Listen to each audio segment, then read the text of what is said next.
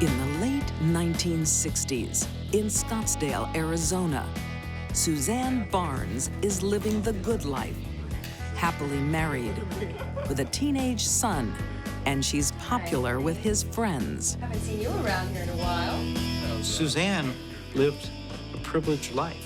Her husband was rich. She fit the type where, she'd play tennis in the afternoon.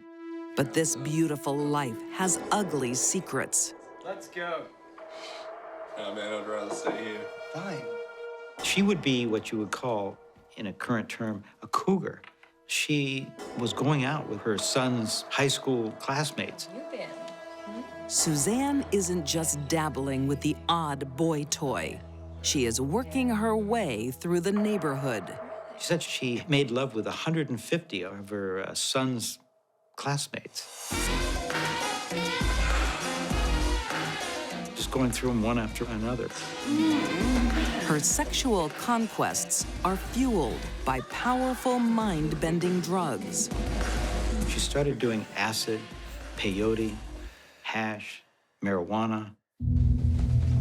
The first time she took LSD, she woke up in the morning and the house was absolutely painted with triangles, signed Suzanne. And then she felt her head and she said, my head, there's a hole in my head. And all the vibes, all the electricity in the house was going through this hole in her head. But the drugs alone aren't causing her delusions. Suzanne is also mentally ill. Suzanne was having visual hallucinations. This is a very, very serious symptom. Probably of schizophrenia, which is a thought disorder. It is the most serious mental illness known to mankind. It's a lethal cocktail, pushing Suzanne to the brink. Hallucinogenic drugs are the absolute worst thing someone with a severe mental illness can take. It would only make it worse. The drugs and the sex shatter her marriage, but Suzanne doesn't care. She finds her perfect lover, James Michael Carson, who becomes her new husband. They both describe meeting as just, instant electric attraction. I'm gonna take you to my lair.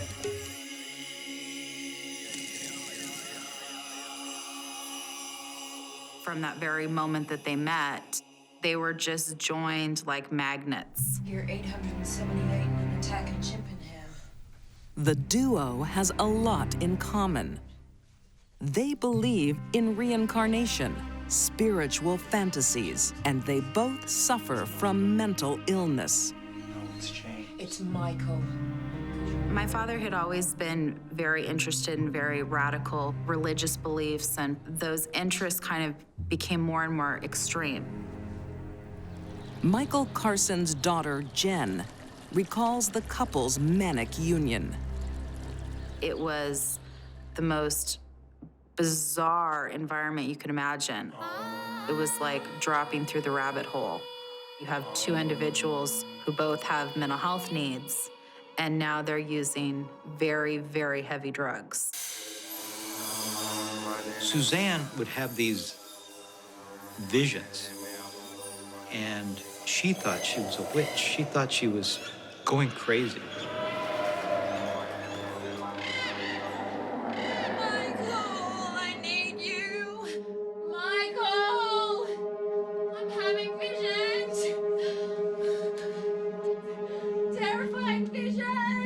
Michael said, no, dear, you're not having delusions. You're having religious visions. You're a prophet. You're a yogi. You're not a witch. I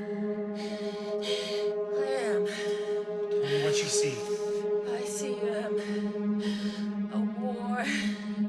On drugs and unstable, they become paranoid about witchcraft and determined to stamp it out. Michael feared witchcraft. He saw witchcraft everywhere, people that tried to control your mind through psychic behavior. Because Suzanne and Michael were deluded and half crazed on drugs, they created their own cult. Every cult needs its followers. Their first is 23-year-old Karen Barnes. She was kind of interested in that, you know, kind of eclectic scene, and she was very much a bohemian girl. When Susan and Michael entered her life, I think she found them fascinating. Living with people who are mentally ill and taking hallucinogenics is probably not the safest decision a person can make.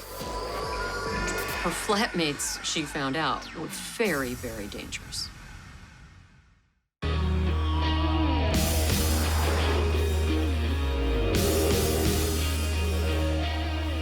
San Francisco, California, 1981. After years of mental illness and drug addiction, Suzanne and Michael Carson are deluded. They cast themselves as cult leaders, but they only have one disciple, 23-year-old Karen Barnes. When Suzanne and Michael came along and offered her their type of cult, she was fascinated by it. It is a dangerous place to be for the young woman. She's a witch, you know. No, she's not a witch. The trouble started when Michael became very attracted to this young disciple of theirs. Suzanne saw this as a threat, and she became incredibly jealous. Suzanne doesn't wish to share her man, and she has the perfect excuse to get rid of her rival. Suzanne said, "We have to kill the witch. Michael, you have to kill Karen." In their twisted world, such an outrageous request is taken seriously. Michael will do anything to please Suzanne. So on March 7th, 1981, he rids the world of a witch. He killed her as she lay on the floor.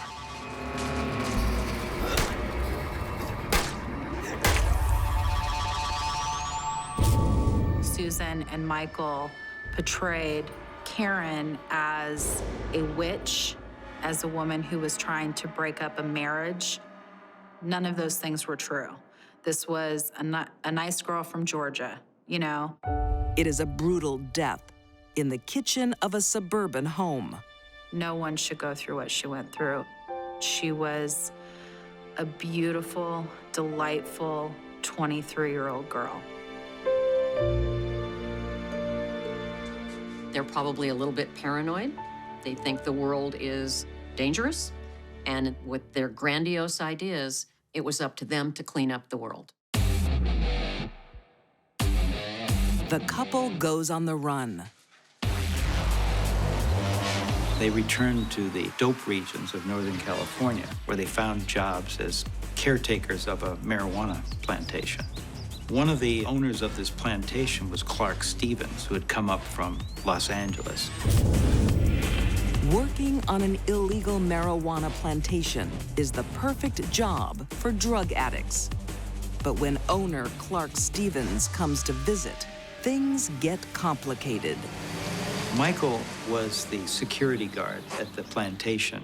Clark Stevens arrived, and Michael came out of the trailer and said, "Nobody's supposed to be here today, and you're not welcome." In the couple's deluded world, even their boss is a threat, and they refuse to let him on to his own property. Michael, it's your job to get him out of here. Tell that ugly witch to open the damn gate. No, no!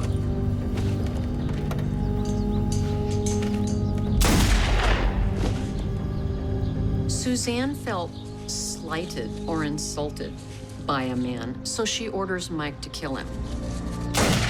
That's grandiosity. Grandiosity is a common element of severe mental illness. I can do anything because I am entitled to.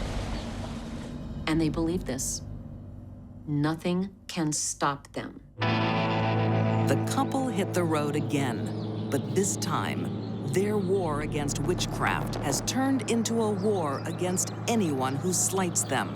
Even an innocent, like 30-year-old John Hillier, who offers them a lift in January 1983, can be a target.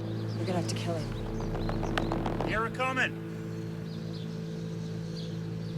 As soon as they got into the pickup truck with Hillier, there were problems. His leg, according to Suzanne, touched her leg. That is a death sentence. Michael pulls out the gun, but hesitates. Wait, what the hell are you doing? Immediately, John grabs the gun, and they're wrestling with the gun. They come to a screeching stop. John jumped out to run for his life. And Susan and Michael proceeded to both stab and shoot him on the side of the road in full view of commuters driving by. Get in! And John died on the side of the road.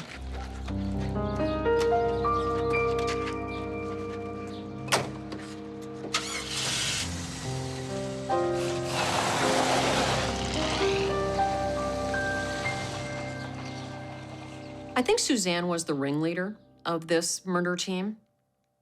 Michael went along with everything she wanted. He fed into her delusions, and he made her feel very, very special. But this time, they've made a fatal mistake. With so many witnesses, police are led straight to them. But there will be one more twist to their deluded lives. Susan and Michael, you're admitting to murdering Karen Bones, Clark Stevens, and John Heller. What the public want to know is, why? Why did you do it? Suzanne and Michael promise to confess all at a public press conference and try and explain away their murder spree as a war on witchcraft. We rid the world of evil. Witches. People with dark forces. They did talk about the murders, and they laid down this case that they were being spiritually attacked and they had to defend themselves and they were called to kill witches and, you know, their whole rationale. Because of their mental illness. They believed everything that they said, and they wanted the world to know it. So how did you kill Karen Barnes? I murdered Karen with a frying pan and she slept on the kitchen floor with a pillow.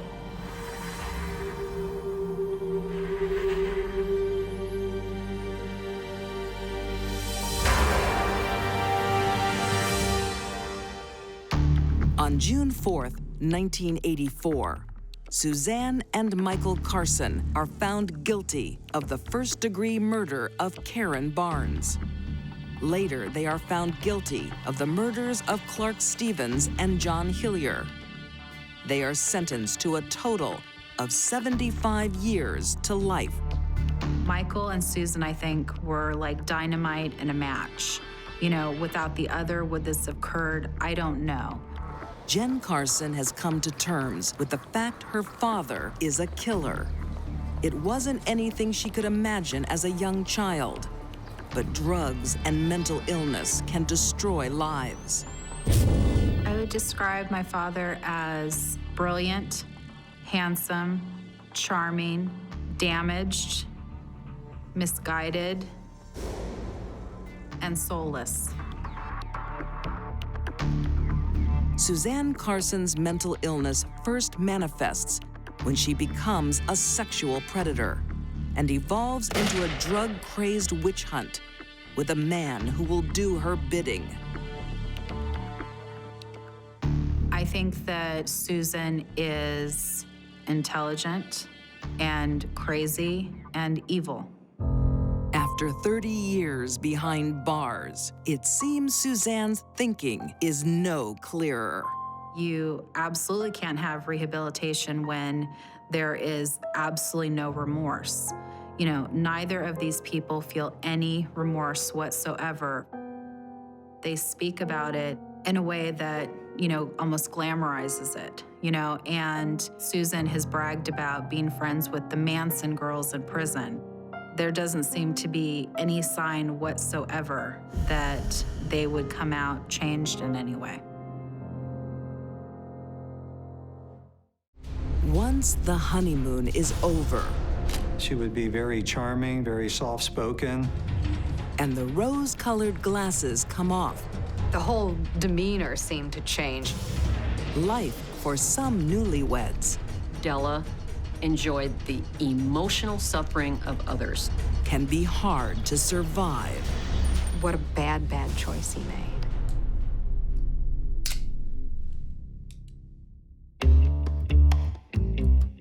For some men, the most alluring woman is one who needs their care. When she has the looks as well, she becomes irresistible.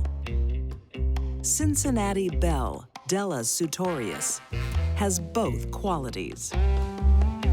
She had very delicate features. She's a pretty woman. And I think that she could look like she was very vulnerable.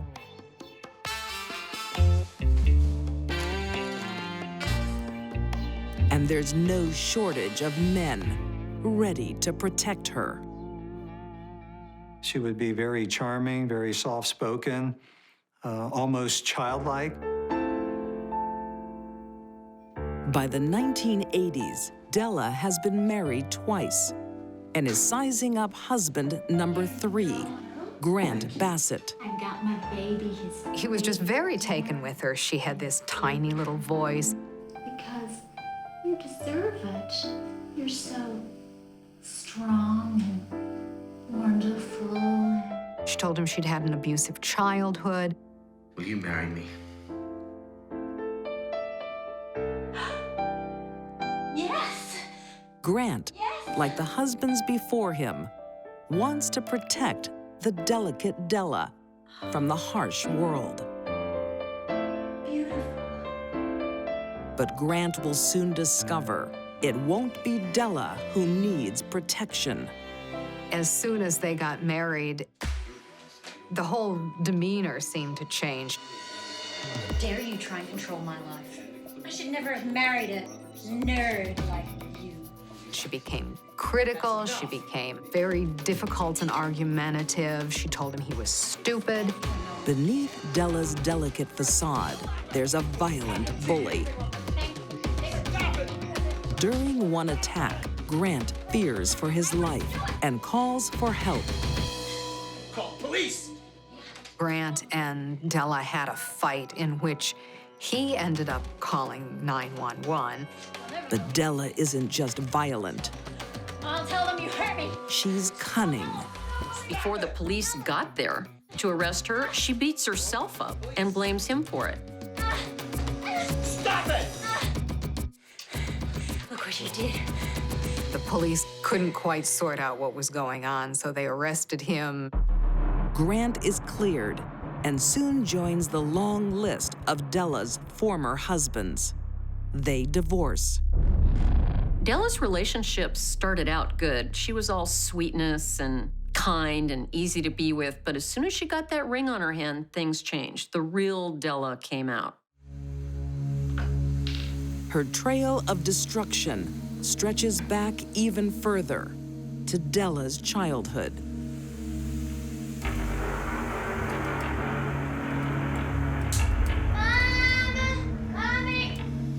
Even as a very young child, she would torment her siblings.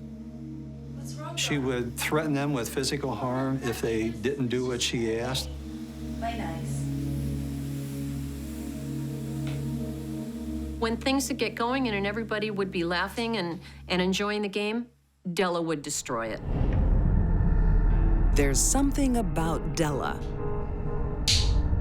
As she grows, so does her mean streak.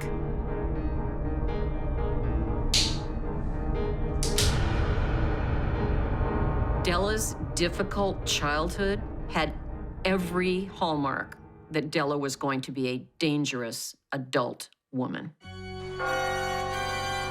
In 1992, husband number 4, 29-year-old Englishman David Brydian, has no idea what he's getting himself into. She was much more in love with David than perhaps she had been with other husbands. There seemed to be much more of a sexual attraction there. But trouble starts on their wedding day when Dela exposes her first dark secret. David was quite a bit younger than Dela, but he didn't know how much younger until they went to get married. He was 29 at the time, and she was 42, so he was surprised to find out how old she was. And it goes downhill from there. She rapidly became very jealous. She would accuse him of seeing other women. Jealous rages, physical threats, cruel humiliation. Come back from a date, have we? It was a work lunch. Of course it With was. every new marriage, Dela turns from Jekyll to Hyde. If you cheat on me, I will have you thrown out of this country. Do you understand? There's nothing going on. We shared stories not only from David Brydian, but from some of her other boyfriends and ex-husbands that she had over the years, and the common thread that ran throughout were her acts of violence. David soon flees the marriage and becomes the 4th man to divorce Dela. But she's not alone long. She goes back online to find a new husband. And in 1994, prominent surgeon Dr. Daryl Storius, a recent divorcee, walks blissfully into a minefield. Oh, baby. He was very lonely, and so one of the things that he did was he went to a dating service. Dela looks like the beautiful and vulnerable woman the 55-year-old is looking for. They fall in love and marry after just 4 months. Dela was beginning to think about long-term financial plans. She wasn't getting any younger. Her relationships had failed in the past. And it was obvious to us that she was looking to Dr. Storius for financial gain and financial stability. Then, in Dela's typical M.O., once the nuptials are out of the way, the love evaporates. She even moves into a separate bedroom. She immediately took possession of a bedroom on an upper level and immediately placed a lock on the door. Next, she tries to turn her husband against his own daughter from a previous marriage. Deborah is planning a wedding, and Daddy is paying. So Dela made it very clear that she did not expect her husband to be putting much money into this wedding. He even went so far as to tell his daughter, Deborah, not to call the house anymore because it would upset Dela, and he was fearful for his own life. After less than a year with his new wife, Dr. Storius realizes he's made a tragic mistake. He talks to his lawyer about ending the marriage. Daryl reportedly said to Dela, "I'll see you in court." And she responded, "I'll see you dead." No one left Dela.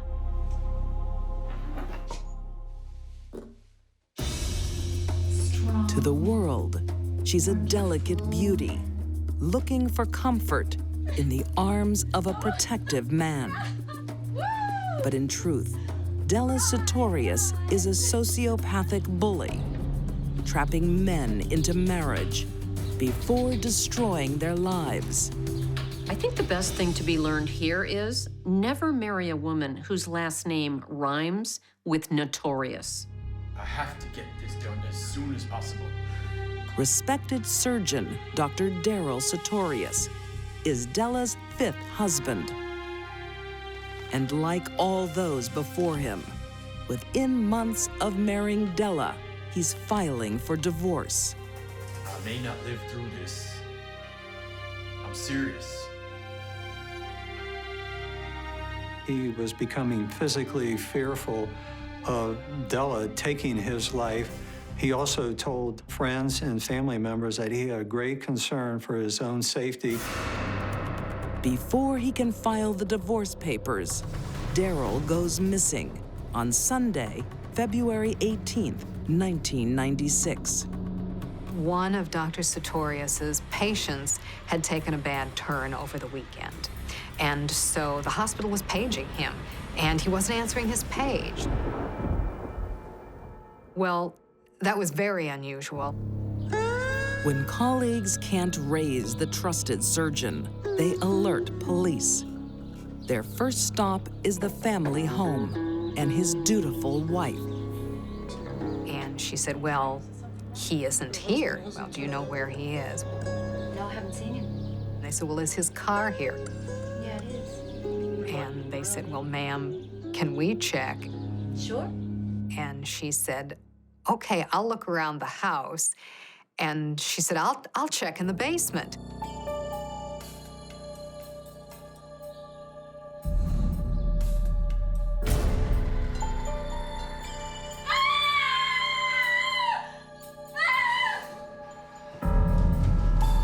They followed her downstairs, and one of the detectives said that, within 2 steps down the stairs, they could tell by the odor that there was a body in the basement.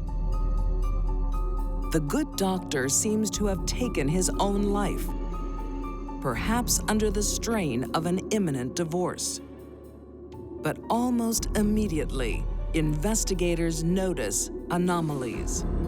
In all the years of the detective's investigation of homicide and suicide scenes, he had never seen a suicide that looked like this. They found that blood was smeared and moved, not only on the front of the couch, but on a safe across the room. That means that the scene was disturbed after he was immobilized. Another key piece of evidence of that death scene was that there was blood on the handle of the gun. When somebody holds a gun to their head, there's not sufficient blowback of blood to deposit enough blood on your palm and fingers so that it gets deposited on the handle of the gun. And it doesn't take long to piece together the real story. Dela knew that if Dr. Storius would file for a divorce, the gravy train would end for her. Dela married Daryl for his money. If they divorced, she'd get almost nothing. Until now, Dela's violence is never fatal. For all her threats and humiliation, she has left her husbands with their lives. Not this time. Dela didn't want to fight with Daryl. She didn't want a confrontation. So she shot him in the head while he was sleeping. This was a fatal, devastating wound to the back of the head, and that would have killed him instantly. What she forgot, and perhaps what she never knew, was that it was virtually impossible to cause a self-inflicted gunshot wound to the back of the head, holding the muzzle away from the skull and creating that angle of fire. Dela's not the first woman to shoot her husband in the head while he was sleeping and then try to make it look like a suicide. The problem is, Dela didn't know what crime scene experts know. In June 1996, Dela Storius is convicted of aggravated murder and sentenced to a total of 23 years in jail. She leaves a wake of misery and broken dreams. For the men who loved her, their only memory is betrayal. They took her in only to be abused, assaulted, even murdered. None could give her what she wanted. I think she didn't want to be on her own. She wanted to be taken care of. She seemed to feel like she deserved to be taken care of. I don't know that Dela ever would have been satisfied with anything. I don't know that anything would have ever been enough for her. But Dela can never hurt another person. In 2010, she dies in prison, aged 60, of natural causes.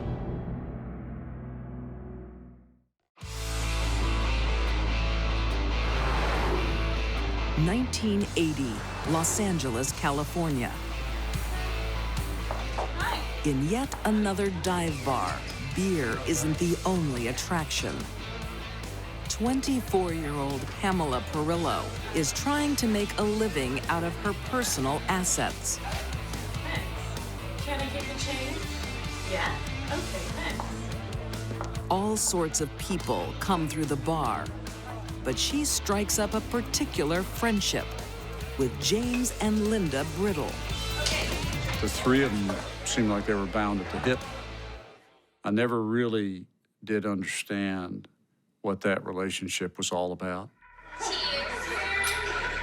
It may be a strange threesome, but Pamela wants to belong to someone.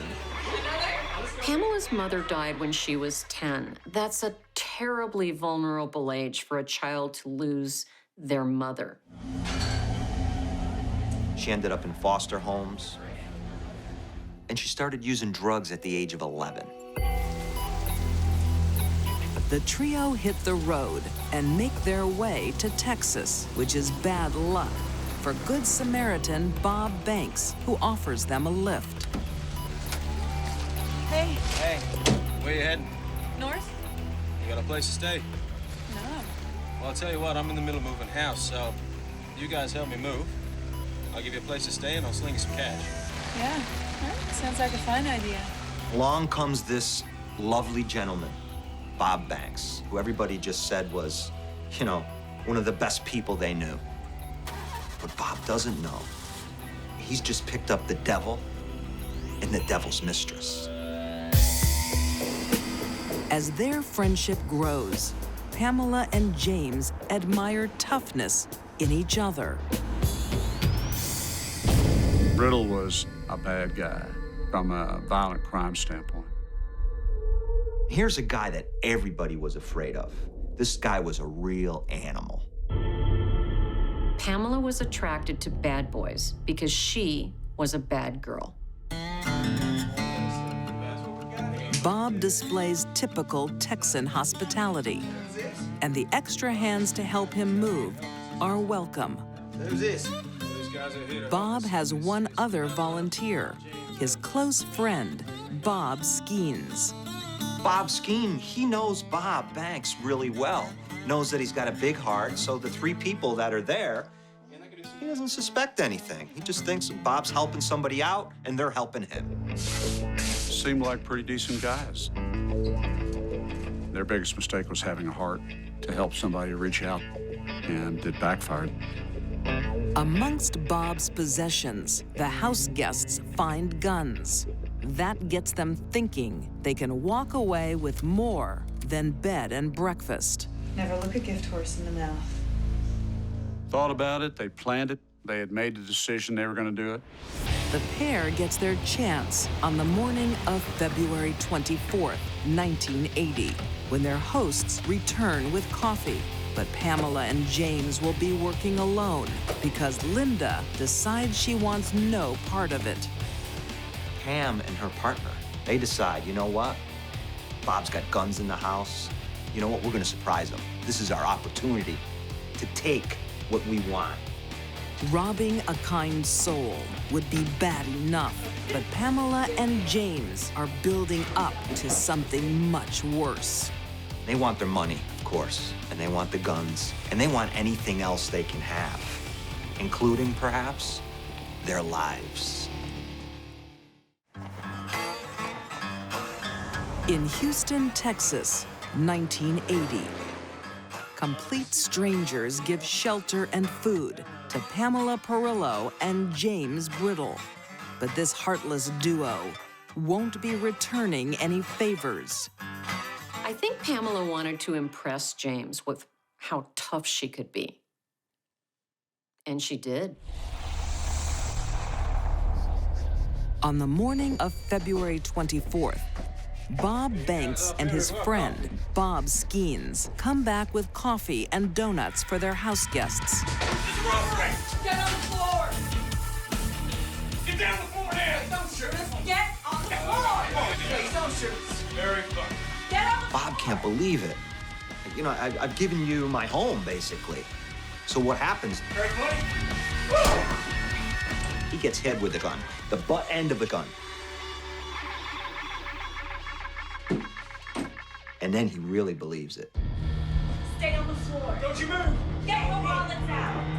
Get him out. Let's see him. Don't you move. Pam, she could have left and left them alive. What are you doing this for? But she didn't. It becomes clear robbery isn't their only motive. The victims are bound and put in different rooms. Big, strong man. Stand up. No. Why are you still talking? Shut up. Up you go. See you later. Bye-bye. Bye-bye. Up you go, sick fuck. Now they can steal anything they want and make an escape. What you gonna do? Where you going? But they don't. James and Pam put a rope around his neck. And James gets on one end, Pam gets on the other. They have a tug of war, right? But this man's life is in the center of it.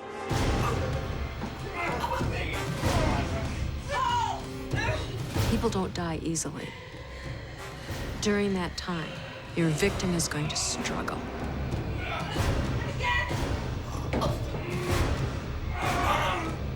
The victim would be aware of what's happening and would ultimately die in the midst of that terror and panic.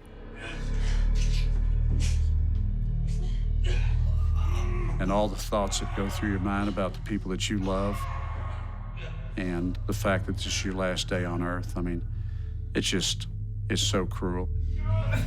In the next room, Bob Skeens is helpless to save his friend or himself. To let another person linger, wondering if he was going to be killed, it's just unbelievable. I mean, you wouldn't do that to an animal.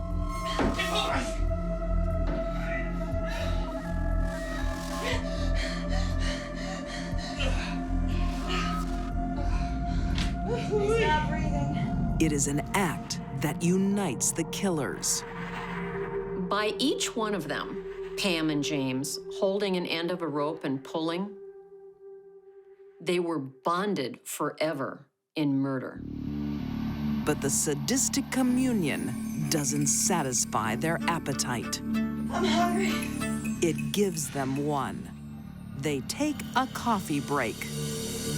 For some people, murder works up quite an appetite, and it certainly did for James and Pam.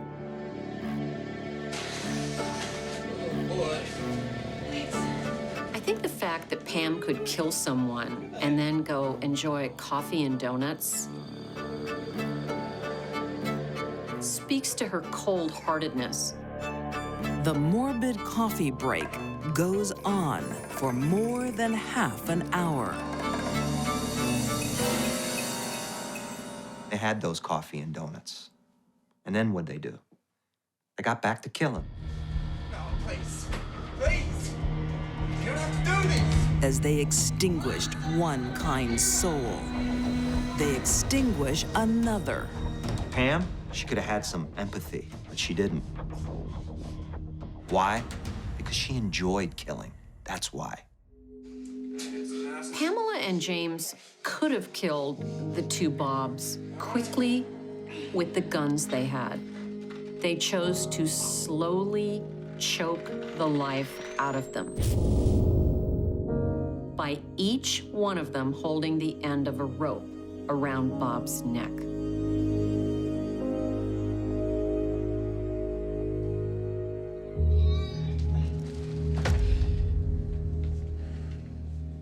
That is sadistic. The murders are made even more senseless by the meager booty. For what? A camera and some other pawnable items, or even $800 in cash? There's just no rhyme or reason to it. What stands out to me most in this murder, the brutality. The brutality that they did not have to commit. They had to take it to the next level and commit murder. The seed of evil is in both of these people. Treat me like some part. But in Pamela's crazy world, even bonds formed by murder break. What are you gonna do about it? There's a lot I can do. Soon she has a falling out with James. Pamela got into an argument at a motel that she was staying at with Mr. Brittle. The revenge she chooses incriminates herself, but Pamela doesn't seem to care. What's bizarre about this is that Pam does the unthinkable. She turns herself in. He tied a rope around his neck, She walked into a police station and I pulled on the other. and confessed to the killings that had taken place for the purpose of striking back at Mr. Brittle for the argument they'd had. So go figure that one out. I mean, that, I guess, is as descriptive of the thought process of Pamela Perillo, or the lack thereof. Pamela seals her and James's fates. Both are convicted of first-degree murder and sentenced to death. Pam is sentenced to the same sentence she gave the two Bobs, death. It is said that water seeks its own level, and that's exactly what happened here. When Pamela met James, there was going to be hell to pay. But the two killers' futures will be very different. James Brittle is executed by lethal injection in 1995. Pamela gets a reprieve. Her sentence is commuted to life in Gatesville Prison in Texas. For some, no sentence is too harsh for a woman capable of such callous murders. Someone who had such a callous disregard for human life, that they would do such a thing, what's the likelihood they'll do it again? Pam needs to remain in prison forever. She committed an act of evil when she didn't have to. That can never be excused.